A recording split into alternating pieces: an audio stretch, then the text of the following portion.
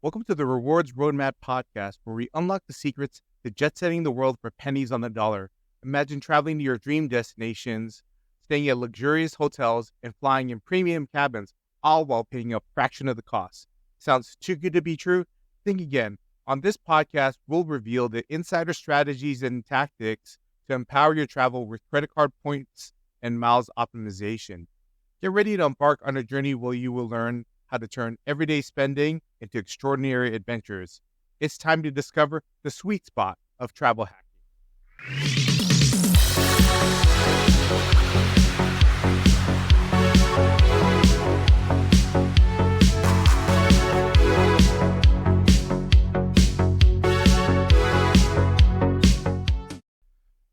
My name is Hubert, and I'll be your host on this journey through the world of travel rewards. Just a little bit about myself. I'm a huge credit card rewards fan. I love traveling, especially if I get to fly business class and or stay at 5-star hotels, and especially if it's all free or nearly free. Today on our podcast, we have an awesome guest joining us. Her name is MK, and she lives in Oakland with her partner Jeremy and her zany dog Zeke. She currently works as an operations manager in education. Earlier in her life, she felt that she would never have enough money to travel internationally, but once she discovered budget airlines, she knew that it was all possible and that she could figure out a way to fly on the cheap. And getting a great deal on a flight is something that she hopes to continue doing. And hopefully with our credit card rewards analysis today, we'll figure out a way for her to do even more traveling in the near future. In today's episode, we'll dive into the challenges MK has faced on her journey to maximizing credit card rewards. And also as a relatively newcomer to the points hacking game, she's ready to learn and take her travel experiences to the next level. MK, welcome to the podcast. Hi. Thanks for joining me, and thanks for dealing with the technical difficulties today. Thanks for having me. Okay, so before we dive into the world of travel rewards, can you tell us about your travel dreams and what you hope to achieve with your credit card points? Yeah. I would say my travel dreams are pretty broad. I'd like to go. My list is pretty long. I just started traveling internationally, really, probably like 5-6 years ago. So it's pretty long. I would say the top two that I'm kind of like playing with right now are Japan and Australia, with the idea of booking with points because those are like just really far. I want to be able to like do business class. They're also expensive places to go. So those are the kind of the places that I think would be really like a really good way to like utilize points. So that's a goal I have in mind. Awesome. Yeah, I love Japan. I've never been to Australia, but I mean, those are some awesome places to. I haven't either. I think it's one of those things where it's like it's not necessarily like I've always wanted to go there. I think it's like a bucket list place, you know, with especially just like I don't know. There's different things, you know. There's like endangered wildlife to see. There's different things. So it's one of those things where just paying for it outright sounds like a little crazy, but you know, now I'm kind of new to this point game. The idea of being able to get a trip there would be really cool. Awesome. Yeah, that sounds like that would be an amazing trip. Okay. This is a little disclaimer before we dive into the exciting world of credit card rewards and travel hacking. It's important to acknowledge that not everyone's financial situation is the same. Credit card points and rewards can be powerful tools for travelers, but they come with the responsibilities. If you currently carry credit card debt or struggle with managing your finances, I strongly advise focusing on paying down your existing debt and building a solid financial foundation before delving into rewards programs. High-interest credit card debt can quickly negate the value of any rewards earned. But with that being said, let's jump right into MK's credit card portfolio. Okay, MK, tell me about your credit cards that you currently have. Yeah, so I currently have I have the Chase Sapphire Reserve. That's a new one I just got this year. I just opened the United Explorer card with the intention of like getting the bonus and probably closing it. It's free the first year, so I figured to take advantage of that. And then I have a Wells Fargo cashback card. It's not a point system. That's my oldest. It's probably my weakest card, but it's my oldest one that I opened when I was 18. So don't feel like I can close that. I have the Citibank Costco card for Costco trips. And then I have a Citibank. I just downgraded it. It was like whatever their travel card is. I can't remember the name of it. That's like pretty lame. Citibank Premier. I transferred all the points over to an airline and then downgraded because that one's also old. That one's also I opened like probably 12 years ago. So now it's like some kind of like custom cash card. Okay, cool. Yeah, that sounds like a very that sounds like a pretty solid setup.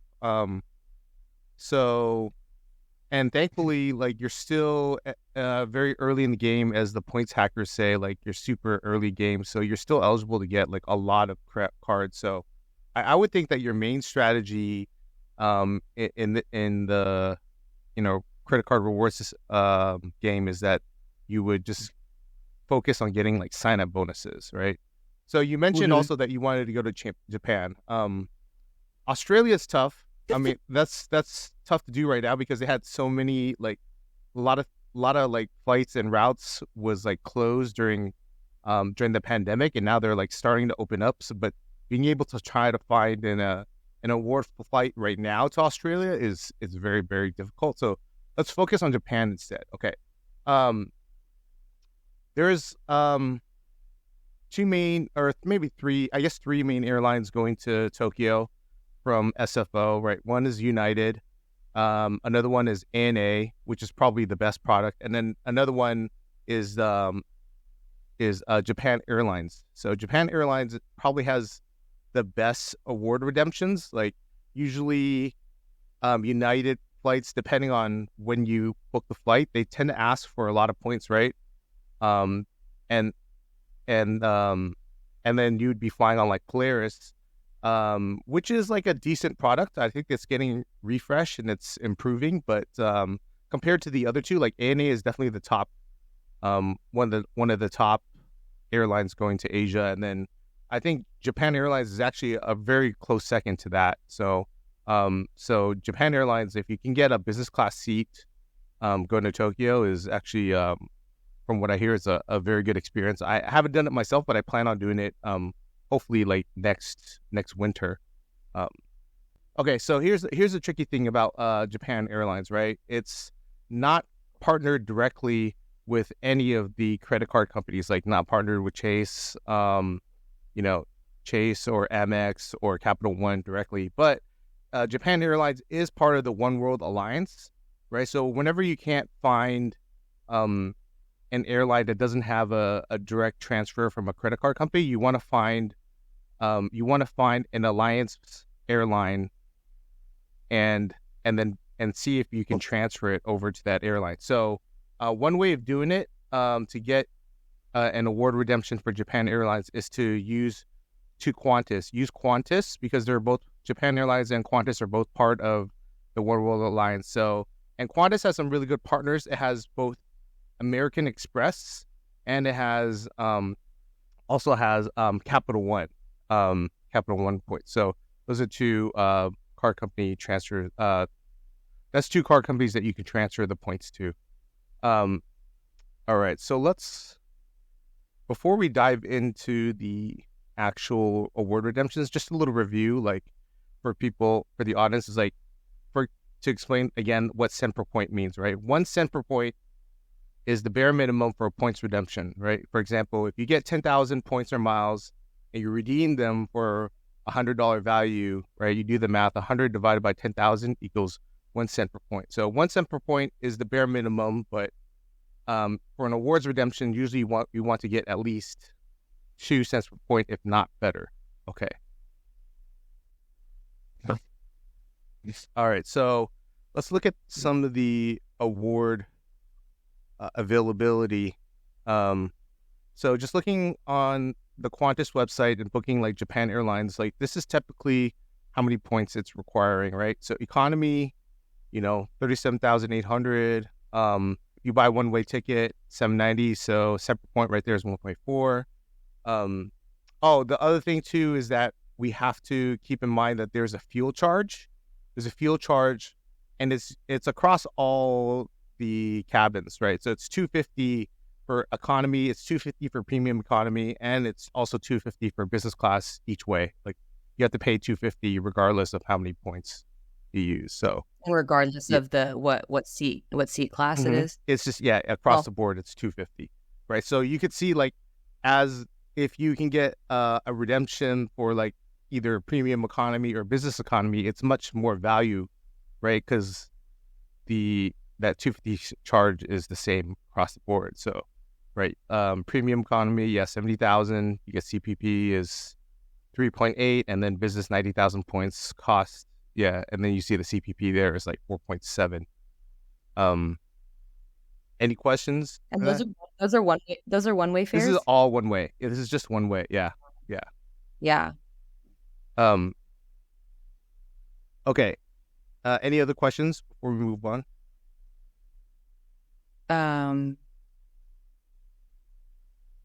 No, just taking it all in. All right. Okay. So if looking at your card portfolio and the points that you currently have, you have about 25,000 Chase points, and then you have 50,000 in United points, right? So I do recommend like getting a new card for yourself, and here's a couple options that I do recommend is to sign up for a Capital One card, right? There's two cards that offer 75K sign up bonuses right now. It's the Capital One Venture X card. That one has a high annual fee. It's $395 a year. There's also another card called the Venture card, and that's just $95 a year, right? And then and the good thing about these two cards is that you'd actually be eligible to get a bonus on both cards because they're actually different products. Unlike the Chase Sapphire Preferred and the Chase Sapphire Reserve, you could only get the bonus on one of them because essentially they're considered the same product. And these cards are actually the competitors. Like these are the competitors for Chase's Sapphire cards. So you're saying right now, if I close my Sapphire Reserve and open the Preferred, I wouldn't get the bonus? No. And for that one, for the Sapphire cards, they make you wait 4 years before you get another just bonus. For another bonus. For another bonus. That's good to know because I know the Chase card rule. I think you were the one to explain it to me. The 5 cards in 24 months. The 524 rule. You need to Chase cards, and Chase cards are like pretty good. I'm going to strategize which ones I want to do so I don't waste it. But I just opened the Reserve this year, and I've used it so far. It's paid, it's like a $550 annual fee, and it's paid for itself definitely because I got my pre-check was up for reserve for a renewal, and then so it pays for that, and I did the global entry too, and then I got $300 in travel credit on like a trip. Like I think we went to Mexico like shortly after I opened it, so I got that back. The priority pass is good, so it's definitely like paid for itself. But I don't think I will keep the Reserve going forward just because it's a high fee, and I really wanted the bonus. So this maybe can replace that. Does the Capital One Venture X come with like priority pass and that kind of stuff? Yes, exactly. Yeah, let's take a look at some of the. So Venture X does also come with $300 travel credit, but you have to use it through the Capital One portal, right? It does come with priority pass. Two things to note though between the Venture X card versus the Chase Sapphire Reserve card is that Chase Sapphire Reserve's like travel credit is way easier to use, right? The $300 travel credit, you'll get it for universally like basically anything that codes as travel, right? They don't have to do anything; they just knock it off. Yeah, seriously, it basically essentially is like a $250 annual fee, right? When you look at it, this one's a little bit trickier. You do have to use the Capital One portal. It's an okay portal. It's like I would say the Chase portal is probably a little bit better. There's some like hotels that are missing sometimes when I look on like the Capital One portal. Their Venture X also comes with a priority pass, but the priority pass does not include restaurants, right? Like the priority pass that comes with Chase Sapphire Reserve includes like restaurants, right? So at some airports, instead of just having lounges, right, on top of that, they also give you $28 restaurant credit per person, right? So, but I encountered that a few months ago. I went to Alaska for a friend's bachelor party, and we were the terminal that we were leaving out of was like the really lame one in SFO that doesn't have any lounges or anything. So we went to all three of us had priority pass, but mine was the only one that worked at the restaurant because they had Amex and I think Capital One. So I was the only one that I encountered that. So that was when it came in handy because sometimes there isn't a lounge and then it's your way to get your free food. Yeah, I mean, and then you have a guest. I think it comes with one guest, right? Does it come with one guest or two? On lounges, you can do two, but with taste but if it's a restaurant, it's only one. It's just one. Yeah. I mean, it's good to have. I mean, it really depends on like if you're into like being able to use the party pass or not.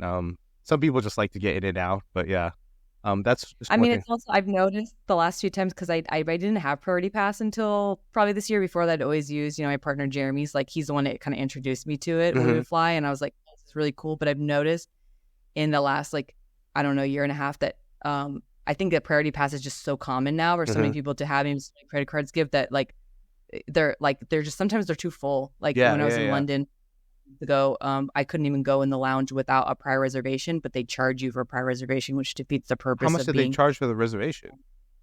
I'm trying to remember. I went to do it beforehand. Like I was like, oh, I'm just going to reserve it because I knew that London gets full, and I think it wasn't something that much. I want to say like $10-15, but it's still just like the whole point for me is that it's free. So so I was able to get in. I went and like put my name on the list, and then just like sat around went to the restroom or something, and then within 10 minutes they kind of made some space. But I'm hoping is like I've noticed how they're just getting it's way more saturated now. It's way more full. Yeah. So because a lot of people have priority pass, it's like the more the airline specific lounges that I can't get into, or the more we went in Polaris for the first time, and that was more like I could tell, because you need to have like a business class or pass or whatever. Yeah, you need to have like long haul international like boarding pass to get in that. Yeah. I mean, and then what you were saying about downgrading the Chase Sapphire Reserve card. I think that's depending on what you're going to use the points for. I think going to preferred is a good move. That's something I'm planning on doing too, because now I usually only use the points, my Chase points, to transfer out to transfer partners anyway. So if you have a preferred card, you can still transfer, so you don't have to deal with like such a high annual fee. I mean, using my idea was to close it and then reopen one because I wanted the point bonus. But if you're telling me I can't get the point bonus, then I might as well just downgrade. You won't be able to get it. It's 48 months. It's 48 months before you can get another Sapphire bonus. Yeah. Okay. Yeah. That was my other question too, because I'm currently on my second. I have the Sapphire Reserve and then the United Explorer is a Chase card. So I know I want to be strategic about the 5 I get because I like Chase cards and I think that they're like they definitely have their annoying parts, but I think that I've gotten the point thing like kind of down or figuring it out. So and I know that their point like redemption and their transfer partners are pretty good too. They have a lot of them. So I'm trying to be strategic about what other Chase cards I get. Because before I'll only be able to get, I guess. Well, we're definitely going to talk about that too. We'll talk about Chase 524 in a little bit. Okay. Great. So, even the venture. I mean, I'm not sure if you still need the pre-check credit because you only have to get it every 4 years. But yeah, Venture X, they do, and Venture Card both come with TSA pre-check credit. The nice thing too is they also get 2x multipliers everywhere. And then here's a couple of like other benefits from having a Capital One card that some people don't know is that the Capital One cards have a covered travel purchases feature, which is like a travel purchase eraser at like 1 cent per point, right?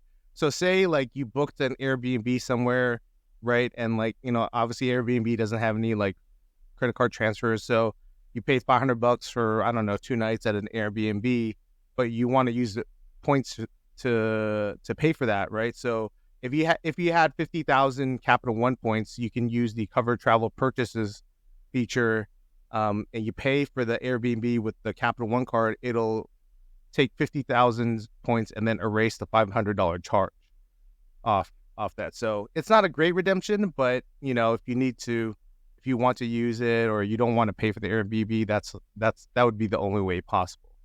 The other thing I too is get that it. you can actually transfer your Capital One miles to anyone else who has a Capital One card account.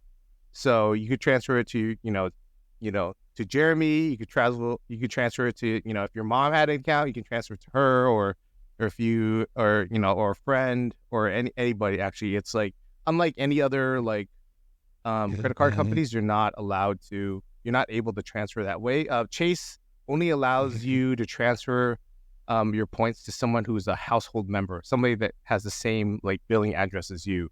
Otherwise, you wouldn't be able to do it. Okay. So that is one thing that I do. So my first recommendation, if you're looking for another card, is get either the Capital One Venture X card or just the Venture card. Like we were just saying, right? Like Venture X tends to like overlaps the same like benefits as like the Chase Sapphire Reserve. So definitely don't get both if you're thinking about it. Or you could also just getting the Venture card, right?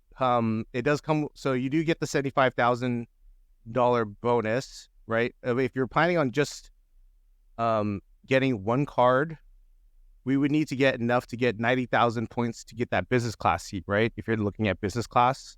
So your spend there would need to be about 7,500 on the one card, right? Eventually, right? The bonus there is just $4,000 over 3 months, which is for you would be easy to clear, right? Your average card spend is between $2,000 to $3,000, right? So that'll be easy to clear. But to get enough points on just one card, you would need to spend about 7,500 on that one card to get all the way up to 90,000 Capital One points. So and then obviously the cheaper option would be to just get the Venture card, and then if you don't want to keep it after a year, right? The first year you'll have to pay the 95 annual fee, and then you can downgrade that card to another, like the Capital One like Saver card or the other. There's the actual Capital One Venture One card, which is the lowest one in that sort of family of cards. And that one has no annual fee. If you do want to get the Venture X card, it's a pretty good card. I have it right now too. I have both cards actually right now. I did find like trying to use the travel credit a little bit annoying at times through the portal. There just weren't a lot of options, and then using the Capital One portal, like there's like inflation, right? They inflate it sometimes. Hotels not as much, but definitely flights. There's at least like a 10% flight inflation right there.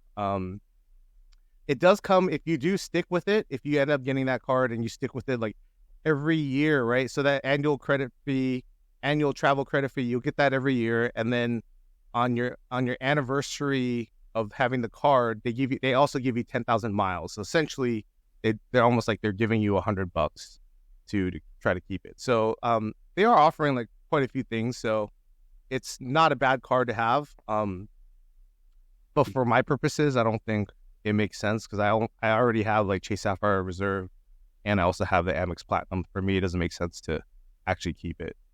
But yeah. Yeah, it sounds like something that I would want for, well, of course, the point bonus, because the point bonus sounds pretty good on it, especially if I could do it for both. Yeah. I could do it on that. And then just something like once I close the reserve, which will probably be like probably at the year mark, I'll probably close or downgrade it so I don't pay another $550. And then I will, that's probably when I do it, because then, so basically Priority Pass and then the points are like the two things that I would probably want it for. And then I'd probably only then keep that for a year and then try to get another one that, covers those same bases. Because like you said, the TSA I won't need for another 4 years now. Yeah. And a lot of these cards, they all offer that. So, I noticed, like they're over the top tier, whenever the one between 400 and 500 annual fee, they all kind of offer the same stuff. Yeah. It's very similar. Okay.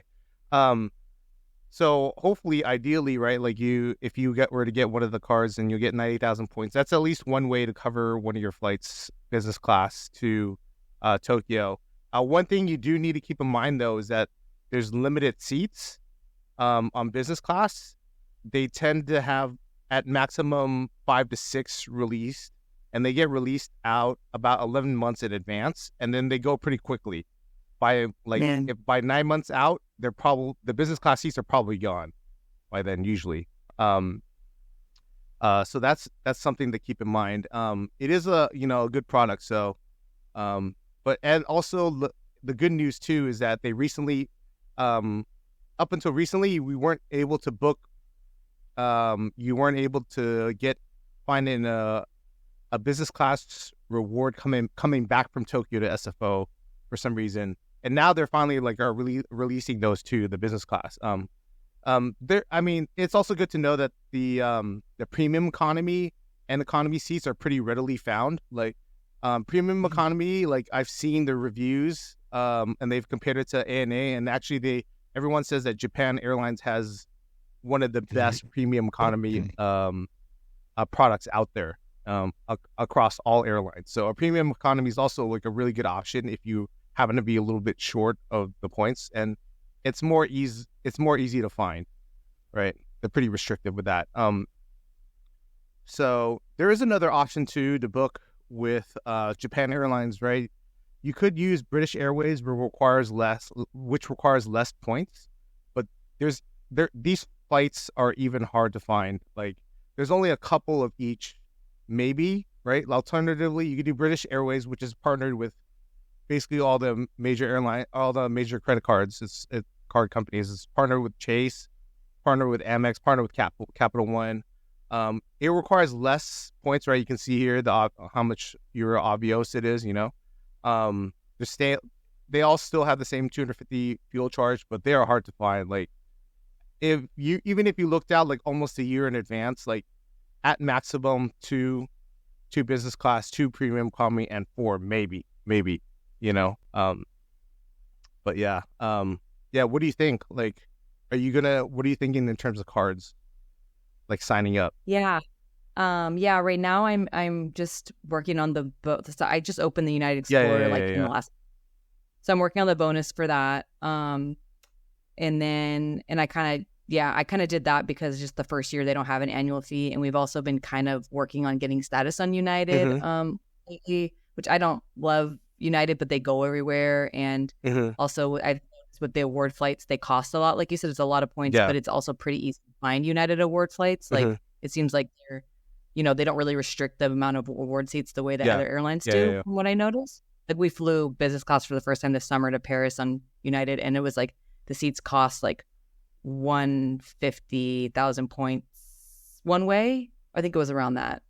And we only did it, the one way. The other way, we did something else. Yeah. But how far in advance were you able to find that? We did that pretty close because we booked that trip kind of last minute because Jeremy was just going to Ireland for work, and we're let's just tag on it. We can go to Paris. So we booked it within 2 weeks of the flight. We booked it pretty last minute. Yeah. So you're able to find. Yeah, I think United does offer a lot of last minute business class award redemptions if the flight's not full. Yeah. And I think it was maybe even been lower than it usually costs because summer was peak time. I noticed if you went kind of further out, it would be $250 one way, or they got really expensive. Even though 150 felt like a lot, we noticed that it was it wasn't too much, especially because when we looked at the dollar amount, it was a $10,000 if we buy the flight. It was $10,000 one way, but it was 150,000. So the I guess the redemption amount felt pretty good. But I got that Explorer card, and I'm just working on that. That was Polaris, right? That was Polaris. How was your experience there? Did you enjoy the experience? What did you think of the product? Yeah, it was my first time in first class ever. So I my only ever chance to get first class in my life was I was 21, and one of my best friends, she has family that works for United, so we fly standby for free. We were going to Vegas, and they were gonna upgrade us, but I wasn't dressed properly. You're supposed to dress up, and I was wearing. Your guest is not dressed for first class, and those are different. Domestic first class is just a wider seat, and they give you a fruit cup or something. And it's super beat up leather and tray tables there. This was the first time on my first time at all, but it's different. It's you have the lay flat seat, and they just bringing you whatever you want and all that, and so we the lounge was pretty nice. And And Was so was the we really Polaris lounge pretty crowded when you went out of uh, SFO? more crowded than I thought it would be. Like Yeah, it wasn't like super crowded, but there was definitely like a lot of people in there. They have the sit down restaurant, which we just didn't really have time for, but we yeah. did like, a lot of them they'll just have like some beer or something like that, but Uh-huh. they have like an actual fancy Mhm. bartender that can make like cocktails. So we went like, yeah, we were definitely having fun with that. And then, yeah, but it was definitely more. It was like a Friday early afternoon, and it was definitely a lot more people in there than I thought would be. Mhm. Yeah, and then the experience on the plane was nice. The only thing that was, United. I haven't flown United too much in life just because it's like it's not my first choice. It's like kind of pricey, and like their customer service is Yeah. terrible. Yeah, So yeah, it's yeah. have any little thing go, and they just want to nickel and dime you for stuff. But it was like for example, we were very when we were booking the flight because we were able to book it pretty last minute. That's how like there was still a lot of business class seats available, and we were strategic about. We're like nerds like that. We were looking up like the seats, and like which ones, what they actually look like. Because even though the business class seats are all kind of the same, the Yeah, configuration yeah, the could be different. configuration matters, yeah, for sure. Yeah. So we chose two that were like, there's like one and then two in the middle and then one. We chose Mhm. two that were together, Mhm. just the way they were kind of shaped. We chose it we just chose it like the ones that we were like that will be good. So Mhm. we kind of have our own space. But then if we want to like talk to each other or Yeah, yeah. whatever, like that. And then as soon as we got on the flight attendant asked us if we can switch with a passenger flying with her child who also they both had business class seats, but she booked like the business class one that's like the last row, and Mhm. those are like very separate. They have kind of like they all have the little wall partition Oh, thing, yeah, but yeah, they were yeah. like very separate. And we felt very put on the spot because somebody with a Yeah, yeah, child, yeah. and the passenger was also there like staring at us and was like, please, please, whatever. So we said yes because also Oh, it doesn't really you're matter, such a but it nice was person. it was just like yeah, I don't know. We were like we felt very put on the spot, whatever. Yeah, what if and But if it you was said no, you would look like a total asshole. on this 11-hour flight, we're going to Yeah. be sitting by that meeting. And I understand her concern. There was like quite a bit of a space in between, and she had a toddler, and she's like, this is too much of that, separation. So, but it was just annoying because it was our first business class experience, like both of us and together. So we Yeah. were just like, and we were very particular about, we want this exact seat. So, and we were like strategically chose that, and she didn't. But then before we landed, the woman thanked us, the flight attendant thanked us, and before we landed, she said like, "Oh, you'll get like a credit for this, Mhm. as like our thank you," Oh, and asked our United numbers, and then a credit never came, dude. and then when we like finally like got them, when we both had to contact them separately to like Yeah, ask for yeah, this yeah. thing that was like the credit never came, Yeah. and then for me they gave me $25 credit, and it's not even money, it's just a credit. So I was like, that doesn't even check you a bag, Yeah, that's like seriously. nothing. Yeah. And then Jeremy complained enough and got them to give him $75. Okay. Uh, so at least it's like kind of something, but Yeah, it was yeah, just yeah. like, so that was an example of like little annoying stuff that like with United, they'll say, we're going to do this. And then they don't really do it. Or like the bags, they load they load your bags priority. Mhm. And but so that part, like I didn't know, and I'm like, oh, that's really cool because if you check the bags, and they come out, they'll be the first ones to come out. But I Mhm. don't think they loaded them, so we were definitely waiting at the Paris Oh. airport for. I think they loaded it backwards. Just little stuff like Yeah, that, yeah, It's yeah, like, yeah, yeah. well, don't get me wrong. For me, having never flown business class before, I was like, this is great. Yeah. Like way better than like being in this economy seat, and just by the 6 hour mark, I'm going nuts usually. So How was the condition yeah. of like the actual seat? Was it a refreshed one or did it look like a little bit older? These were pretty nice. Yeah. It was Okay. pretty yeah, it felt pretty like nice. It didn't feel like super run down or anything. Mhm. Yeah. Okay. Well, that's cool. I mean, that was nice of you to give up your seat. I mean, We just yeah, I don't feel like I feel like it was like she's asking as a formality. I mean, no, they wouldn't force us to, but it yeah, was they dumb. yeah, It was a weird yeah. like, Kind of the awkward situation you just put right on the spot immediately. we're those childless people too, so we're like okay, yeah, Yeah, you know what I mean? Like yeah, it's like I have a kid and I can like empathize with that. I'm just yeah, like, okay, I guess so. yeah. Okay, cool. So so looking back at your card portfolio, right? We were talking about this. You have 2 new cards open this year, right? So you're at 224 when we look at Chase's 524 rule. So just to explain to the audience like what the Chase 524 rule is, right? Chase would automatically decline your card application if you've gotten five new credit cards within the past 24 months. So eventually, like when you do, we didn't really get to talk about this that much, but something that I do recommend after instead of getting the Capital One cards is to get Chase business cards, right? You said that, I think you told me that you sell stuff on marketplaces or eBay, and then also your previous side hustle was as like, was it content writing? Like content writing, copy editing. Yeah. So anything like that, any type of side hustle, side business, or selling any items on Facebook Marketplace or anything, or eBay or Amazon, like that qualifies you for that qualifies you as a business. Like you can be a sole proprietor, and then because of that, then you would qualify for getting any business credit card that you would like. And so the best business credit card that are out there are easily the Chase Inc. business cards, right? So before you apply for one, so just make sure that you have to be at 424 before you apply for one.